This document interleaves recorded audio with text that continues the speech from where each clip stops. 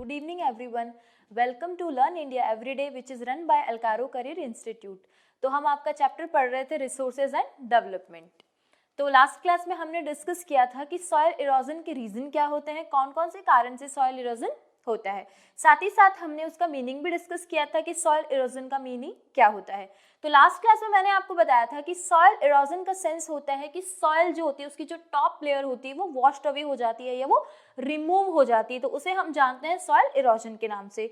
साथ ही साथ हमने उसमें बात करी थी कि कौन कौन से ऐसे फैक्टर हैं जिसकी वजह से सॉइल इरोजन होता है। तो उसमें हमने पढ़ा था विंड आपका एंड वाटर, कि कैसे वाटर की वजह से गुलीज बनती है, उसकी वजह से वो जो लैंड होता है कल्टीवेशन की जगह वो बेडलैंड में चेंज हो जाता है और फिर उस जो सॉइल होती है वो कैसी हो जाती है, इनफर्टाइल हो जाती है या फिर वो हो जाती है बेडलैंड जिसे कि हम यूज नहीं कर सकते। तो आज की क्लास में भी हम सेम बात करने वाले हैं सॉइल इरोजन के दूसरे फैक्टर कि ऐसे दूसरे कौन कौन से रीजन है जिनकी वजह से भी सॉइल इरोजन होता है। तो चलिए शुरू करते हैं आज की क्लास। तो आज की क्लास में हम बात करने जा रहे हैं ह्यूमन एक्टिविटीज की ह्यूमन ऐसी कौन कौन सी एक्टिविटीज करते हैं जिनकी वजह से भी सॉइल इरोजन होता है। तो सबसे पहले है आपका डिफॉरेस्टेशन। जैसे डिफॉरेस्टेशन का मतलब सिंपल सा है कट ट्रीज, पेड़ पौधों का ज्यादा से ज्यादा कट होना, पेड़ पौधों को ज्यादा से ज्यादा कट करना। तो पेड़ पौधों को ज्यादा से ज्यादा कट करने का रीजन यही होता है कि जैसे जैसे पॉपुलेशन बढ़ रही है तो साथ ही साथ में फूड, जॉब, होम सबकी रिक्वायरमेंट बढ़ती है, तो दैट्स व्हाई प्लांट्स को कट किया जाता है और उनकी जगह होम, बिल्डिंग एक्सेट्रा चीजें बनाई जाती है। तो डिफॉरेस्टेशन भी एक रीजन है जिसकी वजह से कहीं ना कहीं सॉइल इरोजन हो जाता है, क्योंकि जितने ज्यादा प्लांट्स काटे जाएंगे तो प्लांट्स का बड़ा रोल होता है सॉइल के अंदर, तो जितने ज्यादा प्लांट्स काटे जाएंगे तो सॉइल इरोजन बढ़ता जाएगा। तो फर्स्ट आपका रीजन हो गया डिफॉरेस्टेशन, क्योंकि जैसे पॉपुलेशन ओवर होती जा रही है तो हमारी रिक्वायरमेंट्स बढ़ रही है, नीड्स बढ़ रही हैं, जिसकी वजह से क्या हो रहा है, डिफॉरेस्टेशन बढ़ रहा है। हमें वुड चाहिए for the furniture, for the home, for the everything, तो that's why we are cutting trees and we are increasing deforestation. तो this is also reason for the soil erosion. Second है आपका over grazing, GRAZE, graze.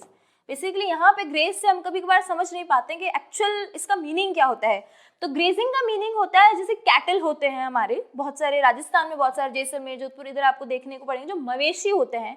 तो जो herders होते हैं, जो nomadic people होते हैं, वो अपने कैटल के साथ में एक प्लेस से दूसरे प्लेस उन्हें साथ ही साथ लेकर के जाते हैं। वहां पर वो प्लांट एनिमल्स क्या करेंगे, मवेशी क्या करेंगे, वो वहाँ काम करेंगी चरने का, जिसे हम इंग्लिश में बोलते हैं ग्रेजिंग। तो वो ज्यादातर छोटी छोटी ग्रास जो होती है उसको वो खाते हैं, उसको पूरे जो लैंड होता है, जो जमीन होती है, उसको बिल्कुल साफ कर देते हैं, एकदम क्लीन कर देते हैं।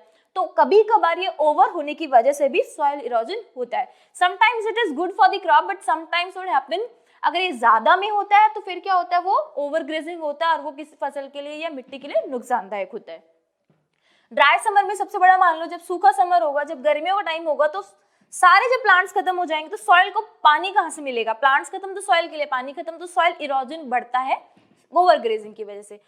फिर आपका रॉन्ग एग्रीकल्चर टेक्निक्स। यहाँ रॉन्ग एग्रीकल्चर टेक्निक्स का मीनिंग क्या है कि कुछ ऐसी टेक्निक्स है या कुछ ऐसे मेथड्स है जो कि फॉल्टी है, जिनमें गलती है, जिनकी वजह से भी सॉइल इरोजन होता है। तो चलिए उन टेक्निक्स की हम बात करते हैं।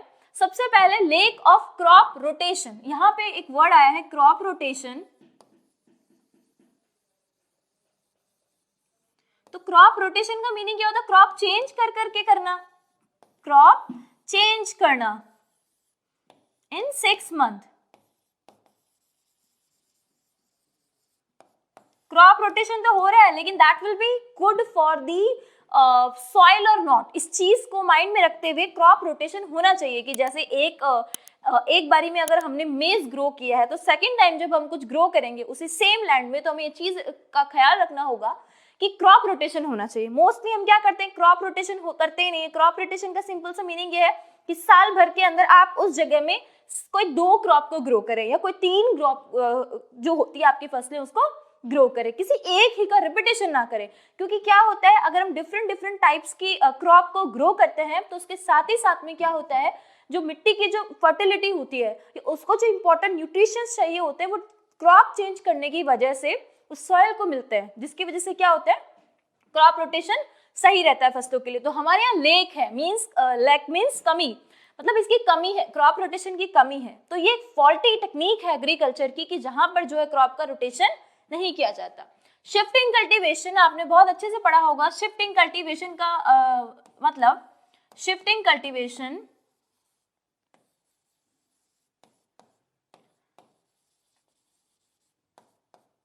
जैसे नाम ही बता रहा है शिफ्ट करना। शिफ्टिंग कल्टीवेशन का मीनिंग क्या हो गया आपके लिए? शिफ्ट करना। कैसे शिफ्ट करना? ये जो नॉमेडिक हर्डर्स होते हैं ये लोग क्या करते हैं, जो पुराने टाइम में जब ब्रिटिशर्स नहीं आए थे उससे पहले ये बड़ा प्रचलित था, प्रचलन में था सबसे ज्यादा, क्योंकि मवेशी जो थे, जो ट्राइब लोग थे, जो जंगल फॉरेस्ट में रहते थे, उनका मेन था शिफ्टिंग कल्टीवेशन। यहाँ एक पहले ये एक लैंड को वहां कर जो ग्रास होती है उसको जलाते हैं, जिसकी वजह से वो एशेज में बनती है, और एशेज जब सॉइल में मिलती है तो वो और फर्टाइल हो जाती है। उसके बाद ही वहां पे अच्छे से फसल को ग्रो करते हैं। उसके बाद जब वो फसल काम हो जाता है तो सेम पैटर्न में कहीं दूसरी जगह जाकर के सेम फॉर्मूला अपनाते हैं, जिसको हम जानते हैं शिफ्टिंग कल्टीवेशन के। इसको हम बोलते हैं आपका शिफ्टिंग कल्टीवेशन। जब हम एक जमीन को सेलेक्ट करते हैं, वहां पे क्रॉप ग्रो करते हैं, उसके बाद हम उसको वहां से छोड़ के सेम प्रोसेस किसी दूसरी जगह पर करते हैं, तो जिसे हम बोलते हैं shifting cultivation.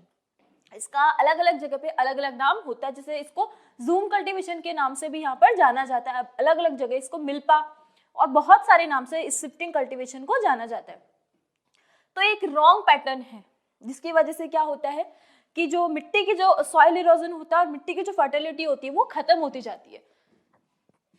Heap slope, up and down, plugging. Plugging का मीनिंग क्या है? जब मिट्टी को रेडी किया जाता है, मिट्टी को एकदम रेडी किया जाता है कि अब उसमें शीट्स जो शो करने हैं, उस वक्त जो हमारा ये up and down hill slope होता है, इस प्रोसेस को अपनाना भी क्या हो सकता है? सॉइल इरोजन का एक रीजन हो सकता है।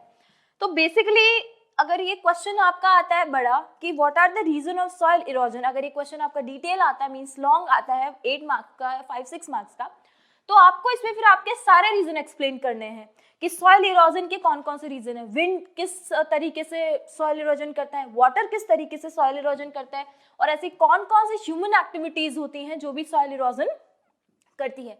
तो आज की क्लास में हमने बात करी रिफॉरेस्टेशन की, ओवरग्रेजिंग की, रॉन्ग एग्रीकल्चर पैटर्न टेक्निक्स,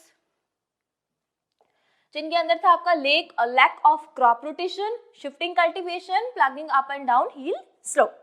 तो नेक्स्ट क्लास में हम बात करेंगे, अभी तक हमने सॉइल इरोजन पढ़ा, अब हम पढ़ेंगे कि राजस्थान में कौन कौन से टाइप की सॉइल होती है और उनके कैरेक्टरिस्टिक्स क्या होते हैं। Thanks for watching.